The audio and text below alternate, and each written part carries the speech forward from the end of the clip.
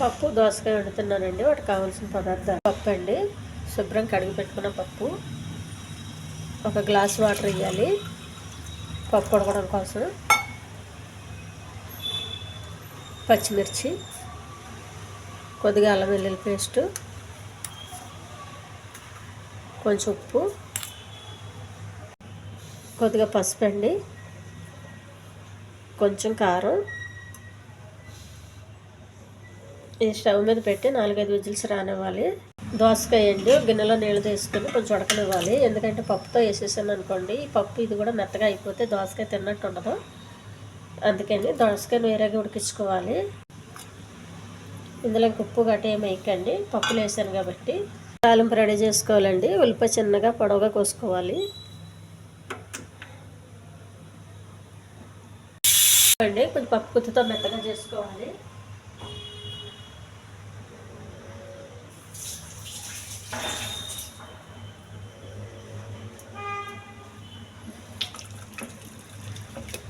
కొంచెం అక్క ముక్క ఉండాలండి, మరి మెత్తగా ఉండకూడదు పప్పు, అప్పుడే మంచి టేస్ట్ వస్తుంది. కిచెన్ దోసకాయ అండి.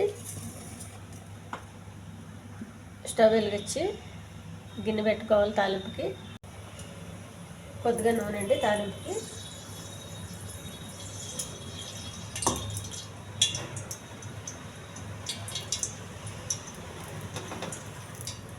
కరివేపాకు,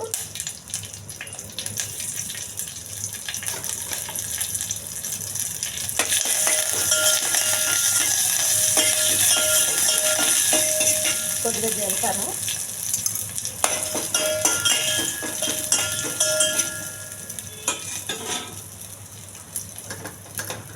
కొన్ని ఎండుమిర్చి,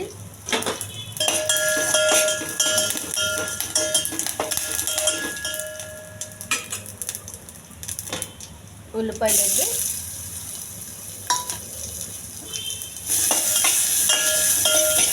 తాలింపు రెడీ అయిపోయిందండి. పప్పు వేసేయాలి. ఇందులో దోసకాయ కూడా వేసేయాలి. పప్పు దోసకాయ రెడీ అయిపోయిందండి. ఇది అన్నంలో చాలా బాగుంటుందండి. అది వైట్ రైస్కి బాగుంటుంది ఎక్కువగా, బ్రౌన్ రైస్కి కన్నా. కొత్తిమీర. ఈ ఛానల్ నచ్చితే సబ్స్క్రైబ్ చేయండి, షేర్ చేయండి, లైక్ చేయండి, కామెంట్ చేయండి. చాలా హెల్దీ పప్పు అండి ఇది. దోసకాయ పప్పు చాలా టేస్ట్గా కూడా ఉంటుంది.